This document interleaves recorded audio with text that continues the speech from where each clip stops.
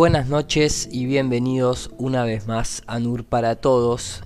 En esta ocasión, antes solía abrir los videos con la página de YouTube, ahora la voy a abrir siempre con la página de NUR para Todos, simplemente para refrescarles y recordarles que lo que a información concierne va a estar acá siempre la última data, digamos, del trabajo que venimos haciendo, y obviamente también en videos dentro de NUR para Todos siempre van a estar los últimos posts, no solamente de mi canal, sino también algunas veces linkeando a canales amigos que hayan hecho alguna investigación y demás, así que para eso están acá las etiquetas y las categorías por si quieren filtrar.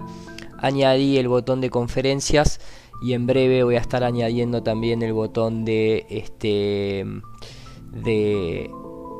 descargas. Dicho esto, quiero pasar al video que hace un tiempo que venía comentando en los directos que tenía ganas de hacer, y tiene que ver un poco con el rubro al que yo pertenezco, que es el tema de los efectos visuales y todo lo que tiene que ver con las nuevas tecnologías aplicadas justamente a la realidad virtual, al 3D, a las imágenes y todo ese mundillo que hoy en día parece ser la única vía potable para mantener las bolas giratorias en el espacio, ¿no? Porque ustedes tienen que recordar, por lo menos desde mi punto de vista, el siguiente concepto. Antes a la gente se la convencía solamente a los pocos que estaban educados como para comprender las cosas, ¿no? Porque cuando la gente dice ya hace 2000 años se sabía que, hemos siempre tocado ese tema y no es así, pero más allá de eso, hasta 1900 prácticamente, por decir un número abarcativo, más del 50% de la gente era analfabeta, no entendía nada, apenas sabía lo necesario para poder operar en alguna fábrica o llevar a cabo algún trabajo. Entonces, cuando uno dice hace 2000 años la gente ya sabía, no, siempre fueron unos pocos que pertenecían a altos grados escolásticos, y por lo general esas escuelas eran herméticas, ocultistas, o tenías que, a medida que iba pasando la historia, siempre tenías que encerrarte o en un convento o en un monasterio para tener acceso a esa educación. Te transformaban, antes de ser tal vez un estudioso o un letrado, te transformaban en un religioso y después te daban el conocimiento, y cuando ya te querías ir de ahí estabas totalmente adoctrinado. Ese concepto que antes se le mostraba a la gente a través de fórmulas, ecuaciones matemáticas, de ahí la frase de Nikola Tesla: la ciencia de hoy en día ha reemplazado la experimentación en laboratorio por ecuaciones de ecuaciones de ecuaciones. Esas ecuaciones, la intención era que la persona estuviese capacitada para poder transformarla en su mente a una imagen. Ahora ese proceso ya no lo hace simplemente la mente. Ahora, si sos una persona que no tiene ni idea de ecuaciones, no importa, porque ahora toda esa programación te la va a transformar a una imagen una computadora a través de un proceso de renderización, de interpretación. Literalmente render significa interpretar en la traducción, ¿no? Entonces, hoy en día es más que necesario esta clase de, digamos, como tecnología aplicada al servicio de mantener al modelo heliocéntrico en pie. Entonces es ahí donde hoy en día entra la mejor tecnología para procesar todas esas múltiples ecuaciones algebraicas, en donde se programan vectores en un espacio tridimensional prefabricado, un montón de cosas que suceden detrás de la imagen que uno ve en la computadora, ese código fuente, que terminan generando por nosotros esa interpretación de imagen. Y eso se aplica para cualquier tipo de imagen, desde imágenes muy simples y sencillas, simplemente de líneas, hasta imágenes hiperrealistas, fotorrealistas, como la que nos presentan, por ejemplo, la NASA en las imágenes de la Tierra, vista desde el espacio. Entonces, lógicamente, no siempre les sale bien y muchas veces tienen errores o varían la calidad de la imagen, los tamaños de las cosas y demás, a propósito, para no quedar pegado a tener que repetir constantemente algo que después no van a poder repetir.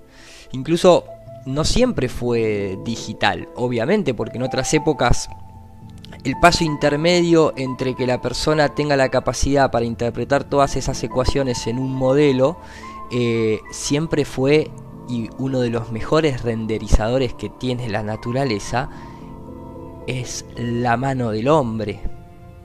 ¿Por qué? Porque puede pintar fotorrealismo.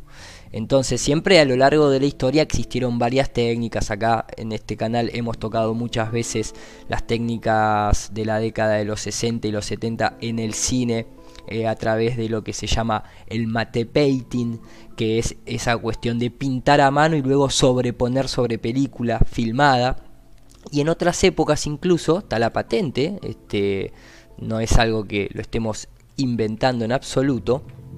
Vemos la patente, por ejemplo, del dispositivo para producir efectos ilusorios, patentado en octubre 10 de 1905, en donde, oh casualidad, se toma como un ejemplo, ¿sí?, una esfera pintada con lo que después terminó siendo la imagen más reconocida de nuestro supuesto planeta esférico, esa imagen legendaria de 1972 por el Apolo 17. O coincidencia. Pero la mano del hombre es muy, muy experta en reproducir fotorrealismo, en estudiar la naturaleza de la luz y demás. Entonces no siempre fue CGI, pero hoy en día se ha estandarizado dentro de esta técnica. Y por eso ahora los aparatos ilusorios van de todo tipo, lógicamente. También lo vemos hoy en día, todo lo que sucede dentro de la ISS, en donde podemos detectar cientos de errores aplicados a efectos visuales, es parte de ese aparato para producir efectos ilusorios. ¿Se entiende para dónde vamos, verdad?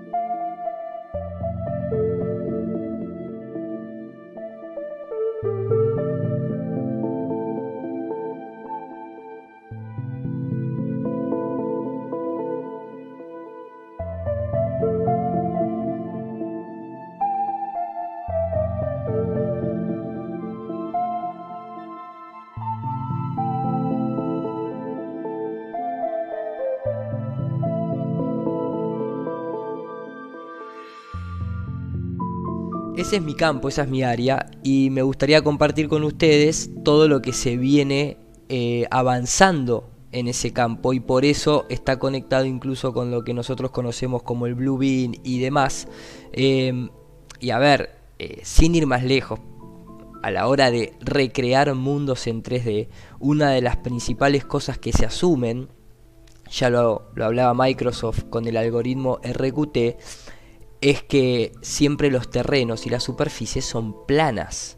Hay un algoritmo que es el algoritmo RQT, que se utiliza en la mayoría de los simuladores de vuelo o de terrenos y demás, en donde justamente, y esta es la parte interesante, este es un video que yo había hecho al principio de todo, hace mucho tiempo atrás, basado en este algoritmo, porque en computadora, por lo menos dentro de la computación, se habla de que cuando uno se eleva y la línea del horizonte no cambia, no se mueve ni hacia arriba ni hacia abajo, significa que, o se asume que, el plano es infinito.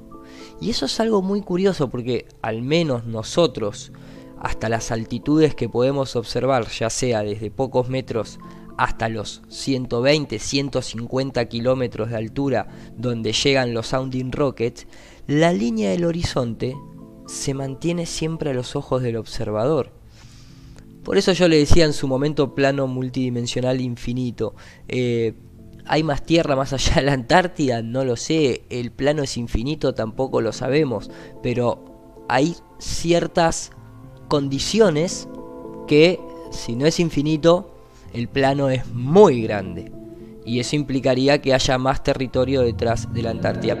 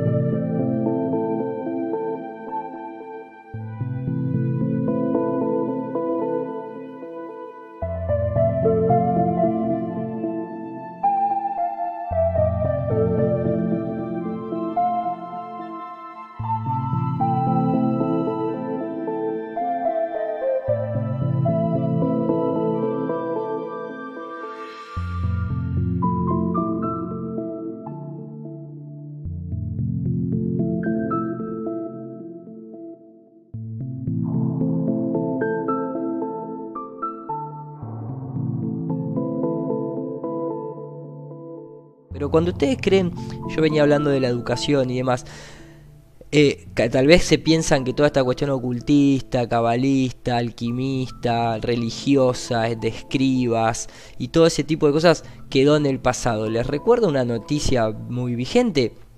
El señor, por ejemplo, Elon Musk, del cual me imagino que muchos acá están al tanto, decide, por ejemplo, crear una escuela hermetista no conforme con la educación que el servicio público prohíbe, o también privado en algunos casos, y crea Ad Astra, hasta las estrellas, ¿no? La escuela hermética que Elon Musk creó justamente para darle una educación diferente a sus hijos, porque no estaba conforme, ¿no? Unhappy with the educational. Entonces se sigue manteniendo todo lo mismo. Aparte, acá pueden ver claramente la identificación del logo piramidal. Les recuerdo que el nombre Elon en griego significa luz, Musk significa joven hijo, ¿sí? O sea, el joven hijo de la luz. Me parece que no hay mucho para combinar con eso, pero sigue siendo siempre lo mismo. Incluso cuando la gente cree que toda esta cuestión de enseñar el heliocentrismo siempre son cosas del pasado, les recuerdo que Georges Lemaitre fue el jesuita que creó la historia del Big Bang, como leemos en Wikipedia, mal atribuida a Edwin Hubble, porque fue Georges Lemaitre. Incluso hace muy poquito lo dice el propio de Grace Tyson en un programa televisivo muy conocido. These Jesuit scientists Okay. Yeah, the Jesuit priests were like the academic order of the Catholic. You're Catholic. You should be teaching this, okay? I'm aware of my religion. Okay. So there's a Vatican observatory to this day that at the time, before telescopes were invented, these Jesuit priests were put into the service of figuring out why the calendar was shifting in the year. Well, am I correct in saying that it was a Catholic priest who first proposed the idea of the Big Bang? Yes, Georges Lemaitre. Wow. Yes, the Big Bang itself, using Einstein's equations. Einstein could have done it, but Einstein did enough. He was busy. He did enough. Yes. Laid down the equations. Other people calculated with his equations, and he deduces that the history of the universe must have started with a bang. Wow. En fin, ustedes lo escuchaban de la propia boca de estos serviles al Imperio Romano. Me parecía más una tomada de pelo. Einstein lo podría haber hecho, pero ya estaba muy cansado, ya hizo demasiado. En realidad Georges Lemaitre tomó las ecuaciones de Einstein, me parece que la hicieron en conjunto, no te quiero contradecir, de Grace. Y en fin, todo un circo romano. Incluso hay una historia muy interesante porque ni siquiera los jesuitas fueron los que condenaron supuestamente a Galileo. Claro, si era uno de ellos. A las pruebas me remito. Acá, por ejemplo, dice, los jesuitas no fueron los que acusaron a Galileo Galilei ante la corte y la Inquisición. Esto es lo que Sergio Pagano, los apellidos me encantan, dice, uno de los expertos cardenales que estudió en la comisión del 79 otorgada por el Papa Juan Pablo II, científico de Pisa. Digo, la iglesia acusó a Galileo, sí, pero los jesuitas no. Los jesuitas no acusaron a Galileo. De hecho, no hay que olvidarse que creadores o financistas de Galileo eran los Medici. ¿De qué estamos hablando? O sea que, de hecho, sabemos a la fecha de hoy que la mayoría de los astrónomos financiados en esas épocas eran justamente jesuitas. En todas las épocas, diría, ¿no? Following Copernicus' publications, it is probable the Jesuit order has produced more astronomers than any other demographic in Europe. That, ostensibly, a religious order should produce so many scientists should cause surprise. However, as these scientists have focused nearly exclusively in but one area, this gives us reason to question. Entonces, a lo que voy es, ¿ustedes creen que algo de todo esto cambió? Que ya no es más que ahora la información que recibimos, sobre todo a nivel científico, de lo que concierne al espacio exterior y a nuestro sistema solar y nuestro sistema galáctico, ya no es más dado por esas mismas fuentes del pasado, que ya no son más los jesuitas los que están por detrás, el ocultismo el que está por detrás. Minutos atrás veíamos a Georges Lemaitre, el jesuita que fue el creador y el inventor de la teoría del Big Bang. No fue Edwin Hubble, fue el jesuita Georges Lemaitre, el que hoy tiene un mural en la Agencia Espacial de la ESA, el que estaba al lado de Albert Einstein aconsejándolo. También vemos la relación de Einstein, obviamente, con Paul Warburg, el banquero. Vemos a Einstein con una cara media no muy simpática al lado de Michelson and Morley, y lo vemos claramente a Michelson haciendo la manito dentro del saco, perteneciente a la masonería, y de hecho Morley fue el que decía que él no estaba satisfecho con el experimento, que había sido pobremente interpretado. Bueno, creo que ya sabemos por qué ha sido pobremente interpretado. Las noticias de la época decían que la teoría de la relatividad de Einstein era más de J.P. Morgan que del propio Albert Einstein. Obviamente, claro, si haces bien las cosas, podés recibir justamente una pequeña ayudita, como por ejemplo vemos acá en pantalla que Philip Foreman, el juez, le otorga el certificado de ciudadanía americana al hijo de David, Albert Einstein, que pertenecía lógicamente al reino de David, ¿no es cierto? Entonces ahí podemos ver un claro apretón de manos, muy simbólico, por cierto, perteneciente, lógicamente, a ciertas logias. Y eso no es que se aleje, o sea, les repito, ¿ustedes creen que hoy en día qué pasa? Este símbolo que vemos de la gente de la NASA junto con Google, este apretón de manos, ¿no es igual que el anterior de Albert Einstein y el juez Foreman? Creo que es evidente la conexión que hay y que sigue habiendo. De hecho, tal vez ustedes creen que, bueno, a ver, un rápido pasaje por el ocultismo de la NASA, ya que la mencionamos y la vamos a seguir mencionando a lo largo de todo el programa, pero recordemos lo que es la masonería y la NASA a través de Jack Parsons, el cual, cuando uno va incluso a la propia Wikipedia, les dice que era un ocultista, que era un discípulo de Aleister Crowley, que pertenecía a la Ordo Templis Orientis, que abogaba y rezaba al dios pagano Pan, ¿no? De ahí el ocultismo de Walt Disney, de Peter Pan. Pan es el dios de la pedofilia y la perversión, la simbología en las fotos de el rover, de ahí también la simbología de Pangea, la tierra del demonio. Y es interesante cómo muestran acá la Antártida en Pangea, porque esto no es que estaba ahí abajo del globo. En otro momento vamos a estudiar, no se olviden que los militares norteamericanos usan un mapa llamado The Great Circle, y la disposición ahí es bastante correcta, ojo, que acá no pareciera estar en un globo Pangea, no iba a estar, que va a estar Pangea, que va a estar toda la masa continental que de un lado del globo solo. Pensemos un poquito.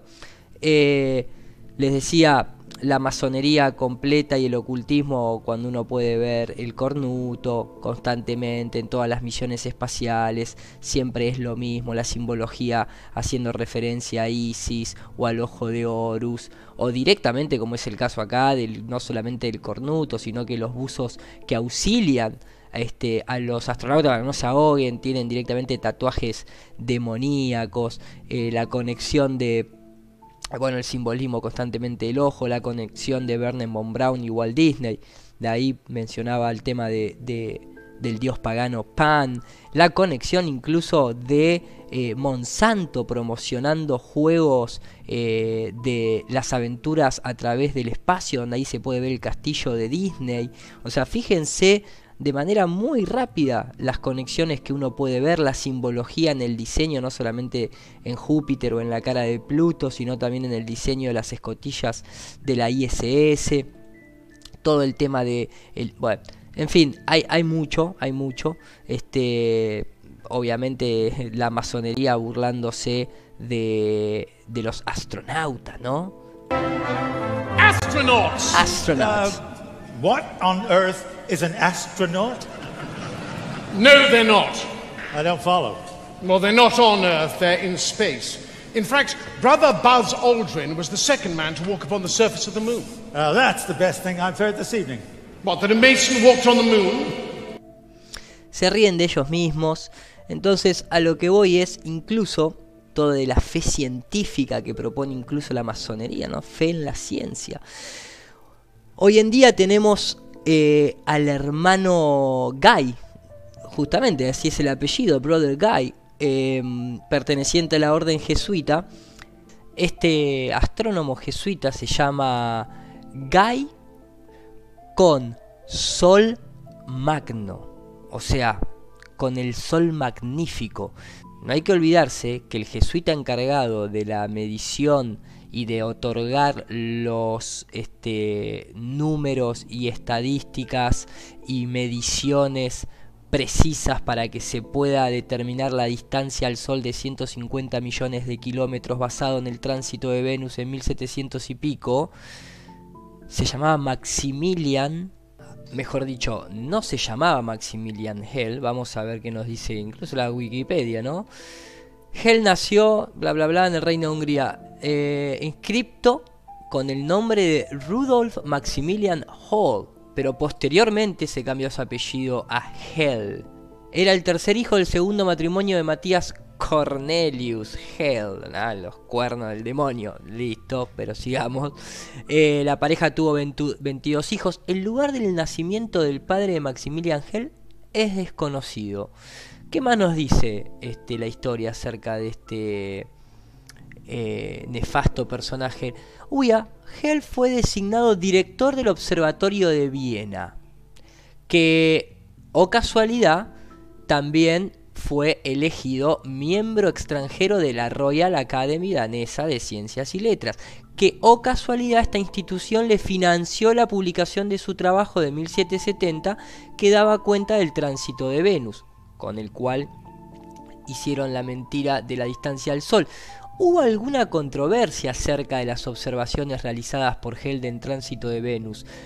Porque permaneció en Noruega durante 8 meses recogiendo datos científicos no astronómicos sobre las regiones árticas para una enciclopedia que nunca fue editada, en parte debido a la supresión de la orden jesuita. Siempre están ahí. La publicación de sus resultados se retrasó y algunos, especialmente Joseph Johann von Littrow, acusó a Hell póstumamente de falsificar sus resultados. Aún así, un siglo, miren la cara de este muchacho, ¿no? Aún así, el astrónomo matemático estadounidense de origen canadiense estudió las libretas de campo que había hecho Hell y lo exoneró un siglo después de su muerte en Viena. Entonces, podemos ver, incluso, ¿no?, en la simbología de las estatuillas, discúlpenme la mixtura de lenguaje entre inglés y castellano, pero acá podemos ver incluso la simbología, si notan los dibujitos, ¿no es cierto? La hostia, que es, te meten adentro de la boca al sol, y el ángel sosteniendo los ángulos con las mediciones del sol en la línea del horizonte que es plano. Entonces, ¿de qué estamos hablando? ¿Logran ver las conexiones que hay en todo? Aparte, esperen, que hay mucha gente que cree que la curación por magnetismo, porque nosotros somos todo electromagnetismo, todo nuestro plano de existencia es electromagnético, la gravedad no existe tal cosa. Este mismo tipo, Maximilian Hell, fue el que se interesó en la magnetoterapia, en el poder de curar a través de los imanes, aunque después, posteriormente, todo el crédito se lo llevó Franz Anton Mesmer. Entonces, a lo que voy es, ¿se dan cuenta cómo nos forrean? ¿Cuál es la importancia de haber tomado estas mediciones donde se asume incluso que es un plano, pero ellos asumieron que el horizonte estaba curvo, si no las cuentas no le dan para sacar 150 millones de kilómetros al Sol? La importancia es que de ahí se establece la unidad astronómica, que da lugar a todas las mediciones que luego se hacen en el sistema solar y en el espacio exterior. Todas esas mediciones de la distancia de los planetas, de los diámetros del planeta, todo eso está basado en la distancia, en los 8 minutos que supuestamente tarda la luz en viajar hasta nuestro planeta. Entonces, si todas esas mediciones son manipuladas y están tendenciosamente hechas, significa que esa unidad astronómica es una mentira, y por lo tanto significa que todo lo que observamos desde acá, desde Tierra, está mucho más cerca. Si uno utiliza la trigonometría con el método de Eratóstenes, pero en lugar de querer determinar el diámetro de la Tierra, ya lo hemos tocado muchas veces, lo que buscamos es la distancia al Sol, pero asumimos que el triángulo rectángulo que se utiliza para determinar trigonométricamente la distancia, la base es plana de ese triángulo, vamos a dar con que el Sol está a una distancia aproximada de 5.000 y pico de kilómetros. ¿Bien? Esa es la importancia de todo esto, y por eso estos tipos se tomaron el tiempo que se tomaron, fueron cuestionados en su época, pero que después que uno muere y todo se va tapando y hacen lo que quieren, básicamente para justificar su modelo heliocéntrico. Les comentaba esto como para que tengan un paralelismo. Sé que ustedes saben que hay que ponerse en modo arborescente porque abrimos varias cosas, pero ahora volvemos nuevamente a toda esta cuestión de la actualidad y para que vean que todo esto sigue siendo igual, vamos a retomar con nuestro Guy. O sea, Guy es como decir amigo, o sea, el amigo con el sol grande, ¿no? Porque magno también significa grande, además de magnífico. Y vemos cómo en la actualidad este jesuita del MIT se pasea dando charlas acerca de cómo fue que en 1972 el Apolo 17 tomó esta gran fotografía desde el espacio enfocando la Tierra. Fíjense que es lo mismo, es la misma gente. Pero no solamente eso, este jesuita también está a cargo, digamos, promociona hoy en día lo que es la teoría darwinista, pero también promociona lo que es el contacto extraterrestre. Se encarga de escribir artículos exo-vaticana. No hay que olvidarse que el único telescopio binocular está justamente en manos del Vaticano, ¿no? También por algo será, me parece, que habría que tener en cuenta. Además que se llama Lucifer, ¿no? Luciferismo es lo mismo que decir heliocentrismo. Darle la vuelta al Sol es lo mismo que darle la vuelta alrededor de Lucifer. Simbólicamente es exactamente lo mismo. El que lo quiera ver, genial, porque va a poder activar más rápido. El que no lo quiere ver está totalmente dormido. Pero eso es un poco de lo que va de la mano con lo que es el NASA Blue Beam Project, que es, repito, NASA Blue Beam Project, cosa que nadie de todos los conspiranoicos españoles, cuando tocan el tema, quieren nombrar la palabra NASA al principio, cuando está escrito ahí, solamente dicen Blue Beam Project, ¿no? Y dentro de la masonería, incluso cuando uno accede al libro Morals and Dogma, acá puede ver esa famosa simbología de la escuadra y el compás, en donde se dice que obviamente la escuadra es para medir ángulos rectos, formado por dos líneas rectas, que se adapta solo a superficies planas y pertenece solo a la geometría y la medición de la Tierra.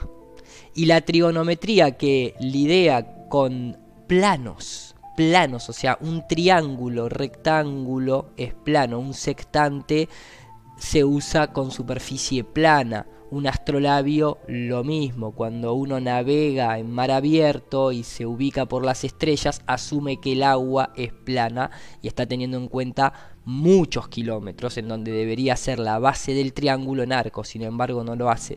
Incluso, como dice acá, dice que los antiguos suponían que era un plano. La escuadra se utiliza para medir la Tierra plana. En cambio, el compás describe círculos que lidian con lo que es la trigonometría esférica, la ciencia de las esferas y el cielo. De hecho, cuando uno va a documentos modernos como el WGS 84, digamos el estándar elipsoidal que se utiliza para muchas cosas, es simplemente la medición de un domo. Se asume que la superficie es plana y circular, y de ahí se utiliza para la trigonometría esférica local. ¿Vean? Son cosas a tener en cuenta. De hecho, la masonería, al principio, esto está incluso hablado por propios masones, la masonería al principio, antes de ser intervenida, cuando en su simbología ponían las columnas, no ponían a la esfera celeste y a la esfera terrestre, ponían al sol y la luna sobre las columnas, y obviamente al ojo que todo lo ve, o a lo que ellos consideraban Gadú y demás, pero no ponían las esferas. Esto fue una infiltración, según autores pertenecientes a la masonería. Esto es una infiltración de la Royal Academy de Londres. Obviamente sabemos a los que pertenecen. Incluso es muy evidente, o sea, ven que a lo que voy es, sigue siendo exactamente lo mismo. Y nos siguen brindando, la información sigue siendo filtrada por las mismas instituciones. Ese es el llamado al que yo estoy haciendo para despertar de esto. Entonces, habiendo tenido esta pequeña introducción, viendo esta conexión entre NASA y Google, me gustaría extender esta relación y mostrarles desde mi punto de vista y desde mi profesión toda esta cuestión tecnológica aplicada al servicio del heliocentrismo. Así que hacia ello vamos.